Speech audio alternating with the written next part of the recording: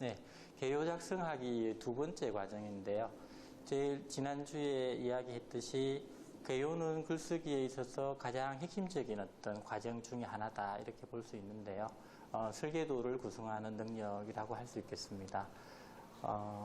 우리가 이런 건물에 있어서도 어떤 벽돌을 선택하는가, 어떤 철근을 선택하는가, 뭐 벽지를 뭘로 선택하는가 이런 것들도 물론 중요하겠지만 가장 중요한 것은 건물이 아주 튼튼해야 되겠죠. 무너지지 않아야 된다는 어떤 그런 것들이겠죠. 그게 이제 물리적인 어떤 법칙들을 적용했을 때 건물이 구조적으로 아주 탄탄한 어떤 그런 튼튼한 구조물이 된다는 것은 설계에 있어서 대단히 핵심적인 것인데요. 우리가 글쓰기에 있어서도 글이 어떤 논리적인 구조를 갖게 되지 않겠습니까? 그렇게 본다면 개요 단계에서 그 논리를 견고하게 하는 것이 대단히 중요한 요소가 될 수 있겠습니다. 그렇지 않으면 나중에 완성한 다음에 또 글을 이렇게 고치거나 또 빼거나 뭐 다시 써야 되거나 그런 경우가 생기게 되는데요. 이런 건물도 설계 단계에서 만약에 결함이 있다면 건물을 다 지은 다음에 다시 또 보강 공사를 하거나 뭐 뜯어내거나 이런 성가신 작업을 해야 되지 않겠습니까? 그러니까 글쓰기에서도 설계도에서 논리를 견고하게 하는 것 이런 것들이 핵심적인 어떤 요소가 될 수 있겠는데 오늘은 그 논리를 견고하게 하는 것 논리를 견고하게 하는 개요 작성하기 연습 이런 것들을 함께 살펴보도록 하겠습니다. 개요 작성 두 번째 시간 논리와 내용을 중심으로 살펴보겠습니다. 우선 목표를 확인하겠습니다. 첫 번째가 개요의 구성과 논리 구조를 이해한다는 것이고요. 두 번째가 개요를 논리적인 내용으로 구성할 수 있다는 것입니다. 개요의 어떤 구성의 특징들을 논리 구조를 중심으로 이해할 수 있다는 것이고 그런 개요를 논리적으로 구성할 수 있는 실행 능력을 갖춘다 이런 것이 목표가 될 수 있겠습니다. 개요의 개념을 다시 좀 살펴보도록 하겠습니다. 복습을 겸해서 다시 한번 개요에 대해서 개념의 어떤 그림을 머릿속에 그리는 그런 시간이 되겠습니다. 개요는 논리의 집이다 이렇게 표현할 수 있는데요. 글 쓰는 사람의 중심 생각이 개요에 그대로 투영된다는 점에서 논리의 집이다 이렇게 이야기할 수 있겠고요. 글 쓰는 사람의 어떤 중심 생각들이 맥락에 따라서 개요를 구성하는 어떤 맥락이 그렇게 형성된다는 측면에서 개요가 논리의 집이다 이렇게 표현할 수 있겠고요. 다른 한편으로 보면 개요는 소통의 고리이기도 하다. 쓰는 사람이 개요에서 출발해서 실제로 문장을 완성하는 어떤 텍스트를 구성하게 된다는 점에서 개요는 쓰는 출발점이라고 할 수 있겠고요.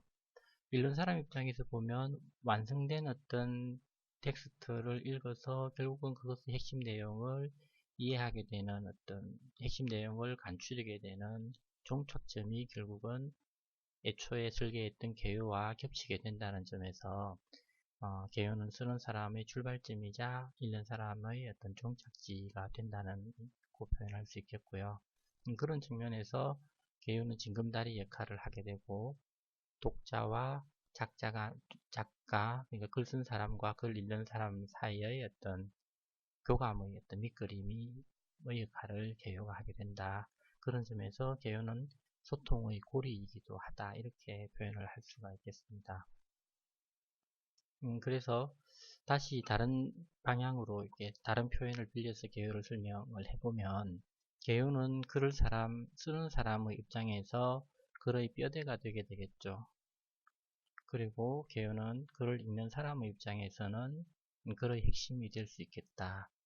그래서 결국은 뼈대와 핵심은 당연히 겹쳐지게 된다는 거죠. 원활한 의사소통이 이루어졌다고 가정하면 글을 쓰는 사람이 설계했던 뼈대와 글을 읽는 사람이 어떤 독서의 결과물로서 얻어냈던 어떤 핵심이 결국은 겹쳐지게 되겠죠. 그게 소통의 어떤 완성이라고 할 수 있겠는데요. 쓴 사람과 읽는 사람의 소통이 완성되는 지점에 개요가 양쪽의 고리 역할을 하게 된다. 그렇게 볼 수가 있겠습니다. 이렇게 보면 우리가 단순히 글 쓰는 사람의 어떤 글 쓰는 사람이 글을 쓰기 위한 설계도 내지 안내자로서 개요를 생각하는 그런 관점을 떠나서 넘어서서 좀 더 확장해 보면 이 개요라는 것이 결국은 쓰는 사람과 읽는 사람의 어떤 소통의 고리 역할을 견고하게 할 수 있겠다. 그렇게 볼 수가 있겠죠. 그래서 개요가 견고할수록 개요가 쉽고 단순하고 그러면서도 견고한 구조를 갖추고 있을 때 그걸 토대로 완성된 글이 견고하고 쉽고 소통의 수월성을 보장할 수 있고 읽는 사람의 입장에서도 쉽게 읽으면서도 정확하게 의미를 파악할 수 있는 그런 역할을 개요가 제공해 줄 수 있다는 것입니다. 이렇게 보면 결국은 글 쓰는 어떤 글을 잘 쓰는 사람의 어떤 능력은 문장을 이렇게 구체적으로 뭐 아름답게 이렇게 쓸 수 있는 그런 능력도 중요하겠지만 어떻게 보면 글 쓰는 능력의 본질은 개요를 작성하는 능력에 있다 이렇게 해도 지나친 표현이 아니겠죠. 그런 점에서 개요가 결국 글을 잘 쓰는가 그렇지 않은가를 결정하는 또는 완성된 글이 좋은 글인가 그렇지 않은 글인가를 어떤 판단하게 하는 대단히 중요한 역할을 핵심적인 역할을 개요가 하고 있다 이렇게 볼 수 있겠습니다. 그래서 개요의 역할은 100층짜리 건물을 짓는다고 했을 때 설계도가 없을 때 과연 어떻게 지을 수 있을까? 혼자 운전하는 것이 아니라 차량 500대가 차례대로 출발하는 어떤 그런 일을 해야 될 때 구체적인 어떤 순서 정학이라든지 계획 같은 것들이 분명히 필요할 수밖에 없다. 그렇지 않다면 어떤 식으로든 뒤엉키거나 효율적으로 출발하기에는 어려운 그런 것을 우리가 충분히 예상해 볼 수 있겠죠. 재료와 양념으로 요리를 하기 위해서 그리고 보물 숨긴 위치를 기억하기 위해서 이런 어떤 부분에서 개요가 역할을 지도 역할을 할 수 있다. 레시피의 역할을 하고 있다. 어떤 작업의 매뉴얼 역할을 한다. 그리고 우리에게 익숙한 설계도 역할을 한다. 이런 것들이 다 개요 글쓰기에서의 개요 역할이라고 할 수가 있겠습니다. 그런 측면에서 보면 개요는 글을 쓰는 사람의 입장에서는 역시 글의 설계도가 되겠지만 개요는 글을 읽는 사람의 입장에서는 글의 핵심 내용을 비춰보는 거울과 같은 그런 역할을 하게 된다. 이렇게 볼 수 있겠죠. 그러니까 우리가 아주 큰 넓은 시각에서 이렇게 의사소통이 되는 구조들을 이렇게 살펴보게 되면요. 그러니까 문자 텍스트로 완성된 어떤 그 문자로 완성되어 있는 어떤 한 편의 글을 매개로 해서 읽는 사람과 쓰는 사람이 어떤 메시지를 주고받는 관계를 이렇게 아주 큰 멀리서 바라보게 된다면 이 결국은 구체적으로 형상화되어 있는 것들 안에 골격이 되는 뼈대가 있겠죠. 지도와 같은 역할을 하는 어떤 개요가 존재하게 된다는 거죠. 그 개요의 토대 위에서 의사소통이 이루어진다. 이렇게 볼 수가 있겠습니다. 그런 측면에서 결국은 글 전체의 핵심 내용들을 비춰보는 어떤 거울과 같은 것이 결국은 개요가 될 수 있다. 그래서 읽는 사람 쓰는 사람의 어떤 연결고리 이자 핫라인 같은 것들의 역할을 개요가 하게 된다. 이렇게도 이해를 할 수가 있겠습니다. 그래서 그 개요의 어떤 가장 그 일반적인 모델이죠. 원인을 찾아서 대책을 제시하는 어떤 그런 내용인데요. 복습을 좀 해서 한번 다시 살펴보도록 하겠습니다. 현상을 진단하고 그 현상의 어떤 원인을 규명해서 대책을 제시하고 그런 처방을 하게 된다면 전망이 이루어지게 되겠죠. 기대 효과를 제시하는 그런 식의 원인과 대책이 짝을 이루는 어떤 개요. 이것이 가장 일반적인 대표적인 어떤 모델이 될 수 있겠다 하는 거죠. 자연현상에서도 물론 이제 이런 것들을 살펴볼 수 있고요. 기후변화라든지 사회현상에서도 할 수 있겠죠. 뭐 소비자 물가가 상승한다든지, 대학에서 뭐 입시 경쟁률이 높아졌다든지, 낮아졌다든지, 뭐 지원하는 어떤 그 학과가, 선호하는 학과가 좀 달라졌다든지 그런 현상들이 있게 되는데요. 그런 것들을 진단해서 원인을 찾아서 대책을 제시하는 그런 개요가 일반적으로 가장 많이 쓰이고 있습니다. 지금은 이제 배가 아프다는 현상, 배가 아팠습니다. 원인을 찾아보니까, 조사해보니까, 검사를 해보니까 소화불량 때문이었습니다. 그렇다면 소화불량을 해결하기 위해서 소화제를 먹게 되는 처방을 하게 되겠죠. 그렇게 된다면 배가 낫겠죠. 근데 원인을 조사해 보니까 변비 때문이었습니다. 그렇다면 대책은 관장 혹은 변비를 해결할 수 있는 어떤 약이 처방이 되겠죠.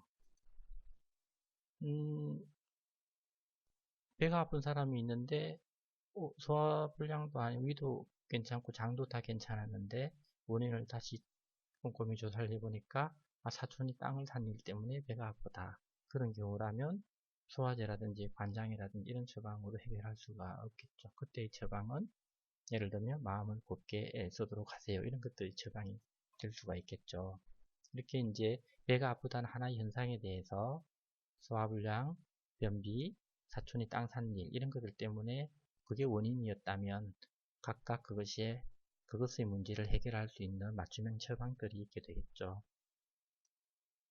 그렇게 된다면 배가 아픈 것이 해결되는 그런 것이 되겠습니다. 그래서 원인과 대책 개요가 일반적으로 가장 많이 쓰이고 있다. 이 모델을 기억을 하도록 하겠습니다.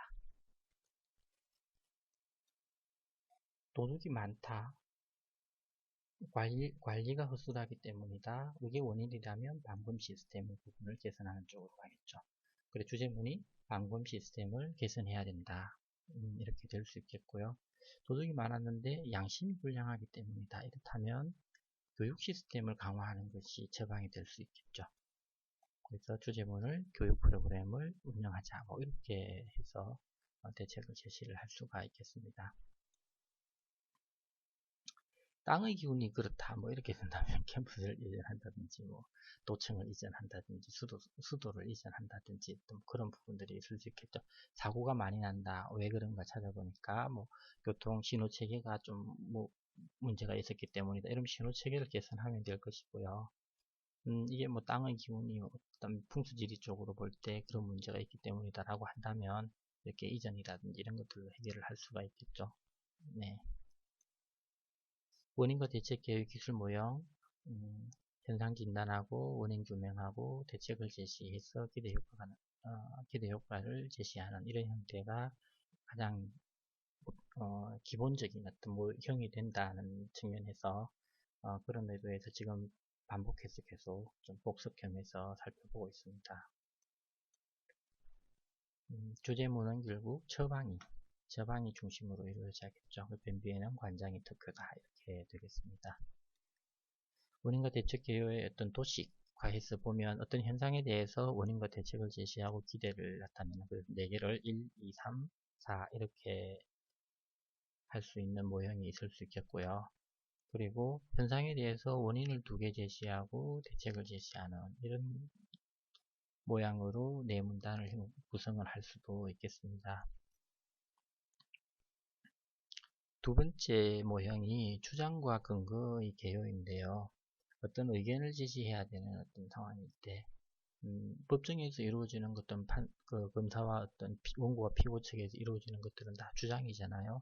그래서 자기에게 똑같은 사건에 대해서 현상에 대해서 원고와 피고 쪽에서 각각 자기들에게 유리한 자기 입장을 대변할 수 있는 근거들을 제시해서 주장을 하게 되겠죠. 혹은 무죄이다라고 주장하고 한쪽에는 유죄이다라고 주장하고 그렇게 되겠죠. 주장을 할 때는 반드시 객관적인 근거를 제시하는 것이 핵심이 되겠다는 거죠. 이공계 학생들 글쓰기 대회를 개최한다 라고 했을 때 나는 우리 학교 대표로 철수를 추천한다고 했다면 그 철수를 추천하는 근거가 글쓰기 대회에 상을 받았고 글쓰기 과목에서 A를 받았다는 것을 근거로 해서 철수를 대표로 추천하는 그런 주장을 할 수가 있겠습니다. 결국은 근거대로 주장하기라고 할 수가 있겠죠. 영희가 우리 학교에서 영어를 제일 잘한다 이렇게 주장하는데 영희는 미인대에서 1등을 했다. 영희 엄마는 영희가 세상에서 제일 예쁘다고 말한다. 그러니까 영어 말하기 대회에 영희를 대표로 추천한다. 이런 것들은 사실은 이제 이게 주장을 뒷받침하는 근거로서 이렇게 연결고리가 미약하기 때문에 이런 주장이 이렇게 다른 사람의 어떤 지지를 받기에는 어려움이 있겠죠. 이런 것을 생각해 보면 되겠습니다.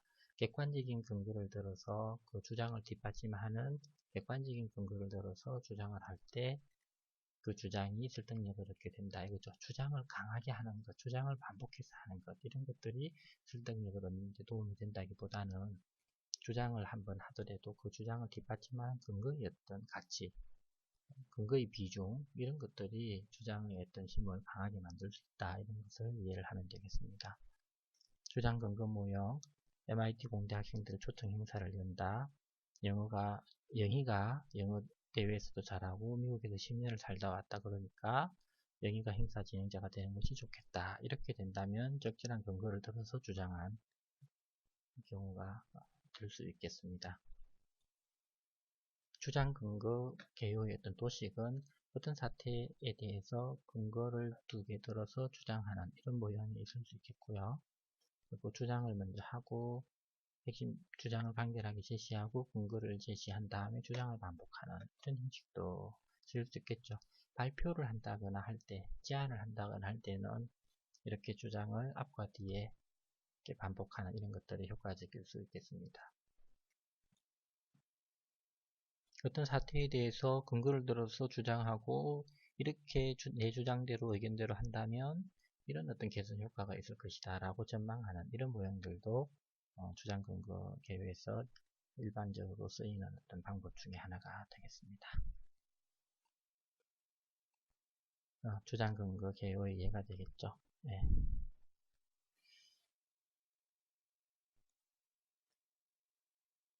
비평문 개요의 예와 어떤 도식 같은 것들이 있을 수 있는데요. 일반적으로 비평문 하면 주장하는 글의 한 종류가 되겠죠.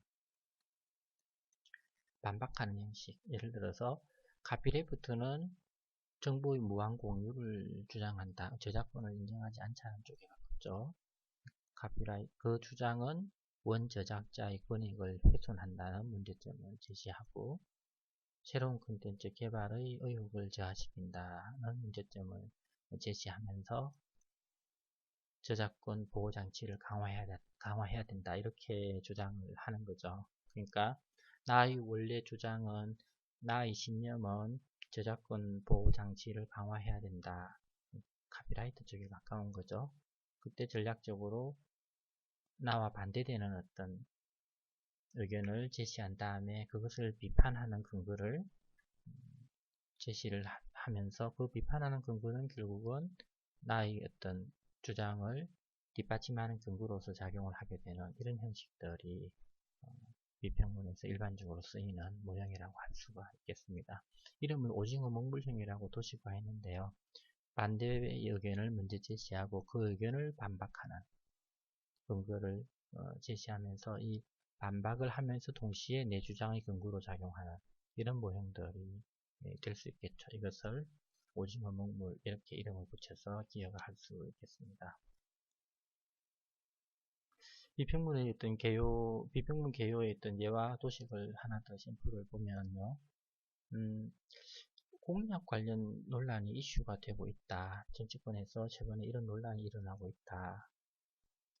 원안을 고수해야 된다고 하는 의견은 어떤 신뢰의 가치를 중시하는 입장이다. 그리고 수정 의견은 현실적인 상황을 인정해야 한다고 하는 입장이다.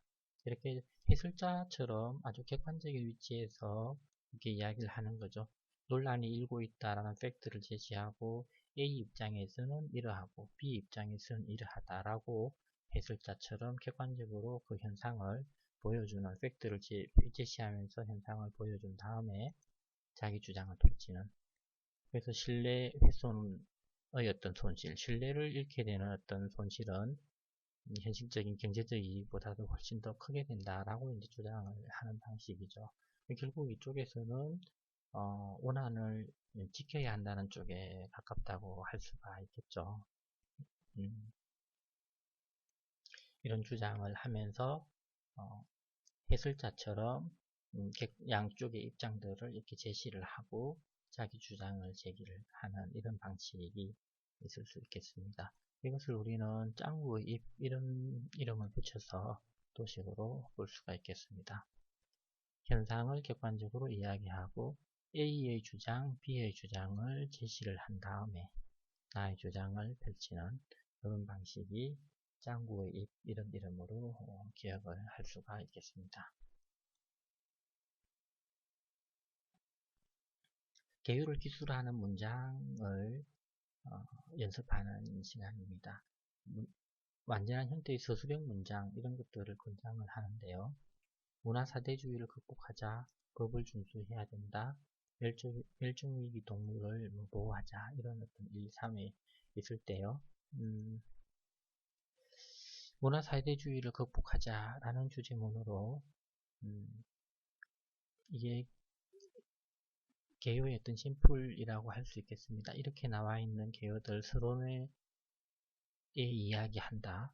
본론에서 다른 위험, 본론 2에서 그 방법 2개, 그리고 결론에서 하자. 이렇게 되어 있는 개요인데요.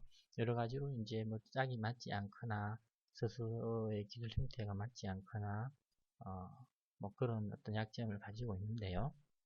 이런 내용을 가지고 만약에 개요를 작성을 했을 때 우리가 이것을 좀 더 개요 완성도를 높이려면 어떻게 해야 될까? 그죠?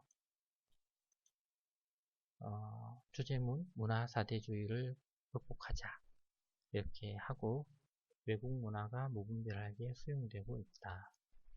본론에서는 문화에 대한 주체성을 가져야 한다.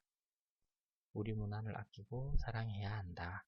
이런 어떤 주장에 이어서 정체성을 지키고 문화상품을 개발하자. 뭐 이렇게 간결하게 글의 내용이 어떤 것인지를 선명하게 보여줄 수 있도록 개요를 간결하고 간결하게 구성을 하는 것이 더 좋겠습니다.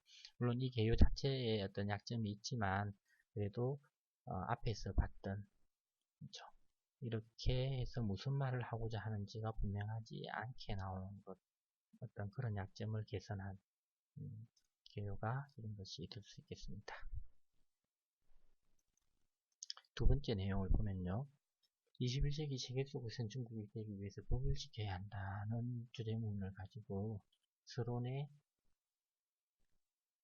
법치국가이며 우리도 법치국가이다 임을 명시하고 있다. 법의 기원, 법의 필요성, 법치국가 노력, 시민의식 이런 것들을 본론에서 이야기한 다음에 결론을 법을 준수해야 된다. 이렇게 제시하는 어떤 개요의 어떤 보기인데요. 기술 방식이나 이런 것들이 본론에서 이제 좀 어긋나 있는데요. 이런 것들을 우리가 어떻게 개선할 수 있을까? 주제문은 법을 준수해야 된다라는 거죠. 나는 이 얘기를 하고 싶다는 거죠. 법을 준수해야 된다라는 주장을 나는 하고 싶다. 그래서 주제문을 법을 준수해야 된다라고 하고, 그래서 서로는 우리나라는 법치국가이다.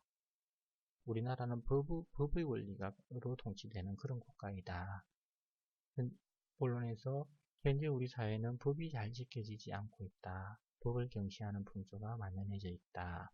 그 선진국의 법치는 높은 시민의식을 보여준다. 그렇다면 우리도 선진국이 되기 위해서는 선진국처럼 이렇게 법을 잘 지켜야겠다. 이렇게 논리 구조를 선명하게 구성하는 것이 좋겠습니다.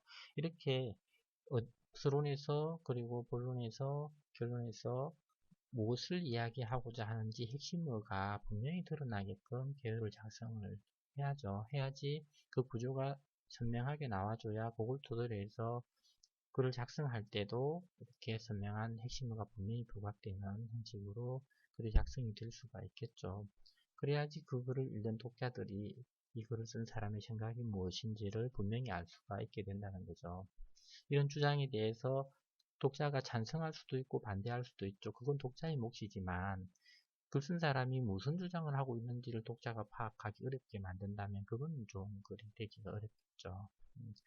그러니까 독자의 입장에서의 찬성 여부를 떠나서 그 글이 제시하는 메시지가 선명하고도 분명하게 드러날 수 있도록 개요를 단순화하고 구체화하는 그런 어떤 요령이 필요하겠다. 세 번째인데요. 멸종위기에 처한 생물체를 보호하자는 것이 주제문입니다. 그러니까 이 글을 쓴 사람은 이렇게 이야기를 하고 싶은, 이 주장을 하고 싶은 거죠. 멸종위기 생물체를 보호하는 어떤 노력을 기울이자, 이 이야기를, 이 주장을 하고 싶은 거죠. 근데 서론에서 필요성 환기, 본론에서 멸종위기의 생물체, 그것의 원인, 그리고 결론에서는 보호하자 하면서 또 세계를 제시하고 있는, 그러니까 균형에서 보더라도 서론 한 줄, 결론에서는 구체적인 세계가 4개, 본론 안에서 2개의 어떤 장이 있는데, 절이 있는데, 거기에 한쪽에는 1개, 한쪽에는 3개, 이렇게 균형이 맞지 않게 구성이 되어 있는데요. 이런 여러 가지 균형 감각까지 좀 고려를 해서 정돈을 하는 것이 좋겠습니다. 멸종위기의 생물을 보호하자는 것이 나의 주장이죠. 멸종위기의 생물을 보호하자 이렇게 하고, 멸종위기의 생물이 늘어나고 있다.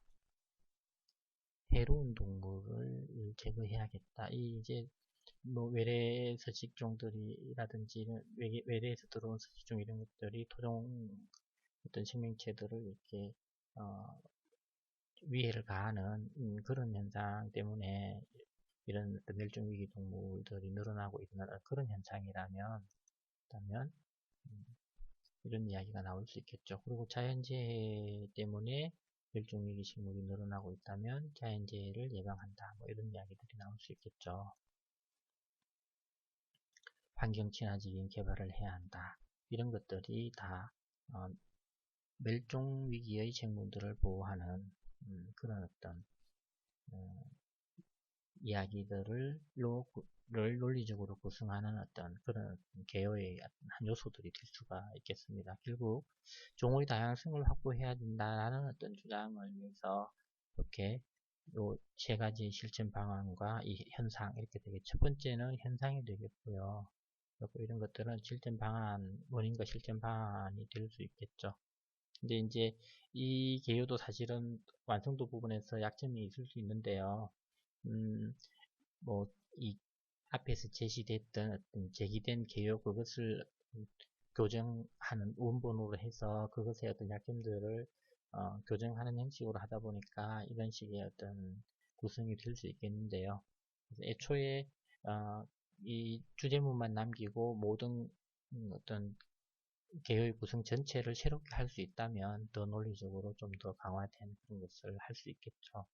어쨌든 개요를 봤을 때 이 글에서 주장하는 내용이 무엇이며 논리의 흐름이 어떻게 구성되고 있다는 것이 한눈에 들어올 수 있도록 간결하게 완전한 형태의 문장으로 기술하는 것이 가장 중요하겠다. 이것을 좀 더 강조할 수가 있겠습니다. 그래서 주제문 생태계 보호를 위해 노력해야 된다. 만약에 이렇게 한다면 조금 더 개선된 개요의 형식 논리적으로 보완된 그런 어떤 개요를 구성할 수가 있겠다고 생각이 됩니다. 인터넷 시대의 빛과 그림자라는 것으로 이게 웹 검색에서 개요라는 것을 통해서 이제 검색해 보니까 이런 개요가 있었는데요. 인터넷 시대의 빛과 그림자 이렇게 두고 서론을 이렇게 하고 본론을 긍정 부정적인 이렇게 하고 결론을 이렇게 하겠다고 제시하고 있는데요. 어떤 우리가 지금 연습으로 하고 있는 그 개요의 기술 형태와는 조금 다른 모형이라고 할 수가 있겠습니다. 정보의 홍수 시대에 그 인터넷은 긍정적인 측면과 부정적인 측면의 두 개를 가지고 있다. 그래서 결론은 어떤 안목을 가지는 것이 필요하다. 뭐 이렇게 주장을 전개하는 내용입니다. 이렇게 아주 복잡하게 이야기하고 있지만 이 주장들을 핵심 내용들을 이렇게 정리해 보면 실제로 이렇게 되겠습니다. 4가지입니다. 현대는 정보의 홍수 시대다. 유용한 정보를 쉽게 얻을 수 있다. 그런 한편 악의적인 정보에 현혹될 수도 있다. 그러니까 가치를 판단하는 안목을 길러야 한다. 이것이 주장입니다. 오징어 먹물 형태의 주장이죠. 이것을 그러니까 이렇게 개요를 그냥 무슨 이야기를 하고자 하는지 흐름이 분명히 논리적인 흐름이 분명히 드러날 수 있도록 내용을 구성하는 것이 나중에 글을 쓸 때 훨씬 더 어떤 효율을 높일 수 있다는 거죠. 이렇게 되면 정보의 홍수시대라는 내용으로 뒷받침 문장을 구성하고 유용한 정보를 쉽게 얻을 수 있다는 사례들을 제시를 하고 그런 반면에 악의적인 정보에 현혹될 수도 있는 그런 어떤 위험성 같은 것들의 사례를 또 제시를 하고 그래서 궁극적으로 주장하는 것 가치를 판단하는 안목을 기르는 것이 요구된다는 것을 주장을 하면 되겠죠. 논리관계가 분명히 드러나도록 이렇게 간결하게 구성을 하는 것이 기본 요령이 되겠다 것이죠. 그 방금 정리한 그것을 토대로 해서 계율을 작성해보면 이렇게 할 수 있겠다. 정보의 홍수시대다. 정보의 홍수시대다. 그리고 유용한 정보를 쉽게 얻을 수 있는 측면이 있고 악의적인 정보에 현혹될 수 있는 측면도 있다. 그래서 가치를 판단하는 안목을 기르어야 한다는 1, 2, 3, 4, 4개의 문단으로 구성이 되고요. 정보의 가치를 판단하는 안목이 중요하다는 것이 주제문이 되겠습니다. 이렇게 보면 짱구의 입 모형이라고 할 수 있겠네요. 객관형이 되겠죠. 홍수시대라는 것을 알려주고 유용한 정보와 악의적인 정보가 있는데 안목이 필요하다. 이렇게 핵심어로 정리를 할 수가 있겠습니다. 이렇게 핵심어도 정리할 수 있고 그것을 문장으로 이렇게 기술해서 논리의 흐름이 분명히 드러날 수 있도록 이렇게 도식화해도 마찬가지죠. 도식화를 하거나 핵심어를 나열하거나 이렇게 서술형 문장으로 나열하거나 어떤 방법으로 하든 구조가 분명히 드러날 수 있도록 논리적인 맥락을 구성하는 것이 개요의 완성도를 높이는 아주 좋은 방법이 되겠다는 것을 말씀을 드리겠습니다. 그래서 다시 보면 쉽게 얻게 되고 적은 비용을 들이게 된다. 그리고 거짓 정보와 악성 정보라는 단점이 있다. 이렇게 보면 유용한 정보를 쉽게 접할 수 있다. 그리고 적은 비용으로도 빨리 얻을 수 있다는 이런 장점이 있겠죠. 그리고 거짓 정보가 함께 유통된다는 단점과 악성 정보의 희생양이 될 수 있다.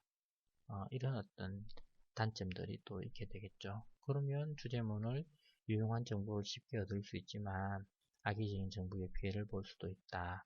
이게 인터넷 시대의 빛과 그림자라는 어떤 주제에 충실하게 빛의 측면은 유용한 정보를 쉽게 얻을 수 있다는 것이고 그림자라는 측면은 악의적인 정보의 피해를 볼 수 있다. 이렇게 볼 수가 있는 거죠. 그러니까 이것은 인터넷 시대의 명함에 대해서 글을 써보자 이렇게 했을 때 밝은 면은 이런 것이고 어두운 면은 이런 것이다 라고 밝은 면 2개 어두운 면 2개의 어떤 내용을 제시를 하고 그 주제문은 밝은 면과 어두운 면 한 개를 보여주는 이런 형식으로 계율을 작성한다면 주어진 과제 빛과 그림자라는 것을 충실하게 반영하는 개요가 될 수 있겠습니다. 이렇게 완성도 높게 계율을 작성할 수 있으면 좋겠죠. 핵심어도 이렇게 하고 기술된 문장들도 이렇게 일관되게 기술 형식이나 길이나 모양이나 이런 것들이 이렇게 정돈되게 할 수 있으면 더 완성도를 높일 수 있겠습니다. 참고 자료들 지금 본 것들 출처드리고요. 그래서 결국 개요 작성의 요령들을 정리하면 이렇게 할 수 있겠다. 독자와의 소통을 중시하고 그리고 누가 써도 쓸 수 있게 계율을 작성하는 것이 좋겠다. 내가 아니면 아무도 이걸 쓸 수 없게 설계도를 만드는 것보다는 이 설계도를 가지고 누구라도 내가 원하는 형태로 내용으로 글을 쓸 수 있도록 이렇게 계율을 작성하는 것이 좋겠다. 그 핵심이 주제를 명확하게 드러내는 것 그리고 가치 있는 정보들로 구성을 하는 것 당연히 가치 있는 텍스트를 만들기 위해서 요구되는 어떤 내용들이겠고요.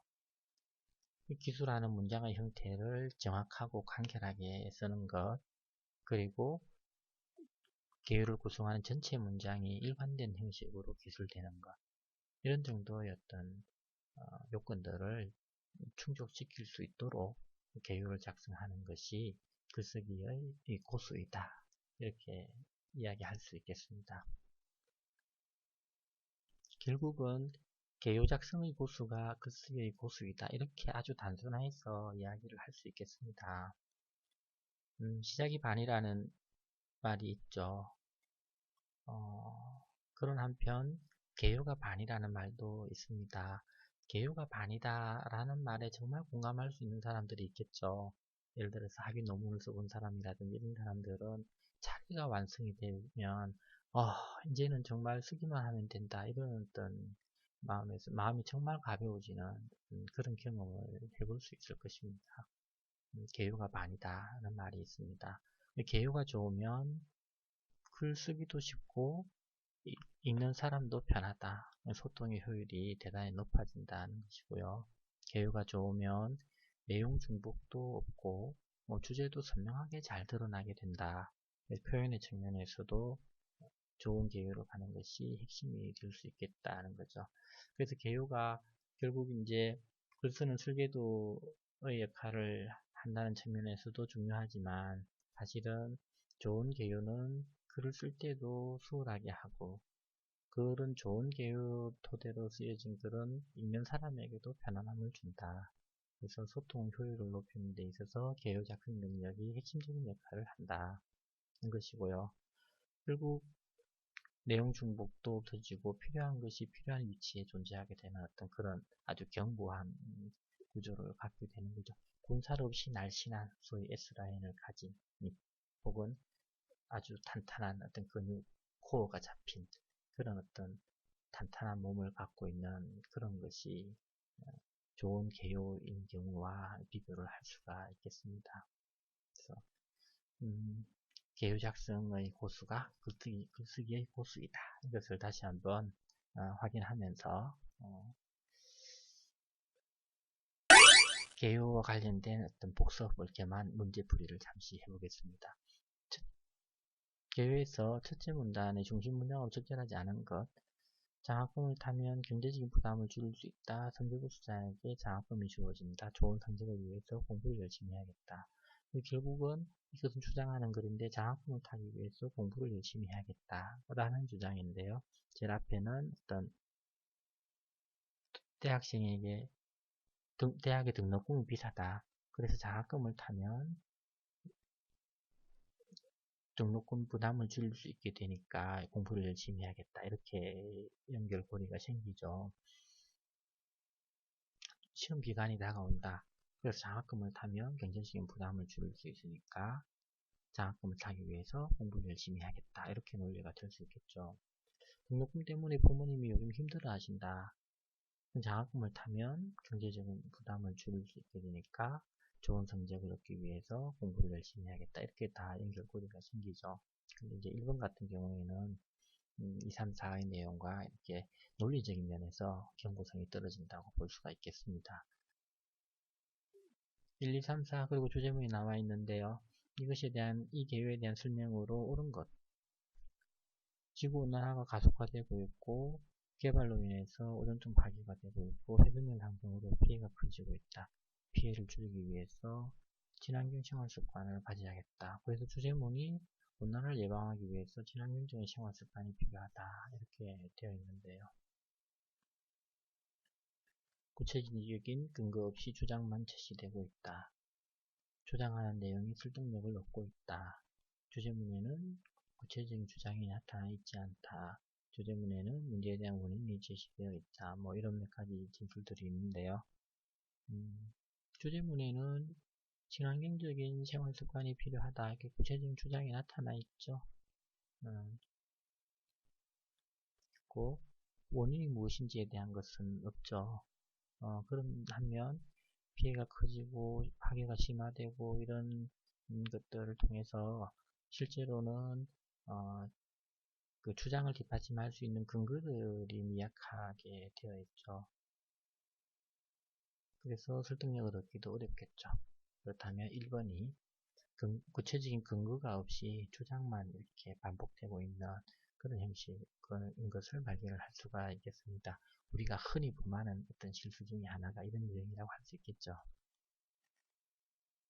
방금 시스템 개선이 필요하다라는 주제문으로 바꾸려고 할 때 중심 문장의 예로 적절하지 않은 것을 골라보도록 하자. 그 주제문을 방금 시스템 개선이 필요하다 이렇게 할 때 지금 나와 있는 주제 그 개요를 아래에 있는 1, 2, 3, 4의 첫 번째, 두 번째, 세 번째, 네 번째 문단의 중심 문장으로 바꾸고자 할 때 얘가 적절하지 않은 것을 골라보도록 하자. 주장은 나의 주장이라고 되어 있는데 이것이 방금 시스템을 개선해야 한다 이렇게 해야겠죠. 이렇게 하고 순찰을 정기적으로 하지 않고 있다. CCTV가 없는 곳에서 사고가 자주 일어나고 있다. 그러니까 방문 시스템을 개선해야 한다. 이렇게 주장을 하는 건데요. 첫 번째 같은 경우에는 뜬금없는 내용이라고 할 수가 있겠죠. 논리적인 맥락을 구성하기에 어려움이 있다고 볼 수가 있겠습니다. 이 예는 지금 중국에서 한국으로 유학을 온 학생이 작성한 개요인데요. 고양이 그립다라는 주제문으로 바꾸려고 할 때 이것을 어떻게 하면 좋을까 하는 거죠. 우리 집 뒤에 작은 공원을 산책을 했는데 계속 걸으면서 이런저런 풍경을 보았고 풍경을 보니 어떤 생각이 났는데 고양이 그리웠다는 거겠죠. 그리고 가을에 동네에 어떤 공원을 산책하다 보니까 고향 생각이 났다. 그런 내용으로 글을 구성하려고 했는 거겠죠. 그러니까 첫 번째 공원을 산책했습니다. 그리고 고향 풍경이 생각납니다. 그래서 고향이 그리워졌습니다. 이렇게 진행을 하면 되겠죠. 두 번째가 소위 말한 특으로 작용을 하고 있습니다. 두 번째 내용을 고향 풍경으로 연결하는 그런 어떤 내용으로 바꾸면 아주 적절한 개요가 될 수 있겠네요. 네, 수고했습니다.